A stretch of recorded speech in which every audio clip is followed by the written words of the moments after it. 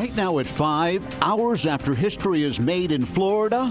The last thing we need to do is to monkey this up by trying to embrace a socialist agenda. Controversy hits the governor's race. If Ron DeSantis and Donald Trump want to continue to work to divide, to separate us based off of what color our skin is, what language we may speak, what religion we may hold, I believe that the citizens and the residents of this state are going to send a very convincing message on November 6th. Tonight, the stage is set for a historic race.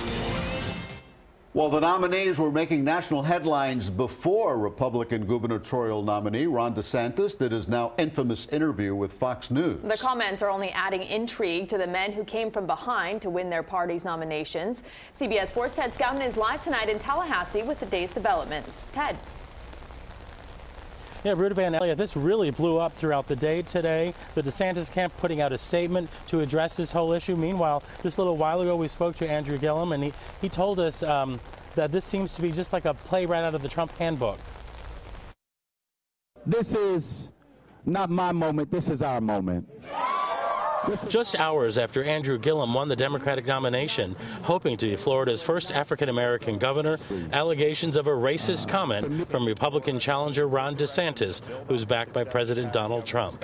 The last thing we need to do is to monkey this up by trying to embrace a socialist agenda with huge tax increases and bankrupting the state. DeSantis made the comment on Fox News this morning while saying we should build on the success of Governor Rick Scott. I understand the signal that he wanted to send, but the truth is I think there are more of us out there that are common and decent and, frankly, just want to be over the politics of division. We spoke to Gillum this afternoon. He said he understands what's going on here. And the congressman clearly has decided to pull a page from Donald Trump's campaign playbook, divide, be divisive, be as sensational as you might, and I think they've thrown away dog whistling and have fully leaned into the bullhorn. The DeSantis campaign put out a statement saying Ron DeSantis was obviously talking about Florida not making the wrong decision to embrace the socialist policies that Andrew Gillum espouses. To characterize it as anything else is absurd. Gillum says he plans to stick to the issues during his run for the governor's mansion. And I think Donald Trump is going to get a very hard reality check, along with Ron DeSantis, when on November 6th, Florida voters act, I think, in strong form to reject that brand of politics and say that we deserve and are going to strive for better here in Florida.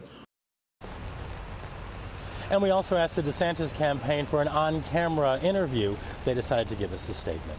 Live in Tallahassee, Ted Scouten, CBS 4 News.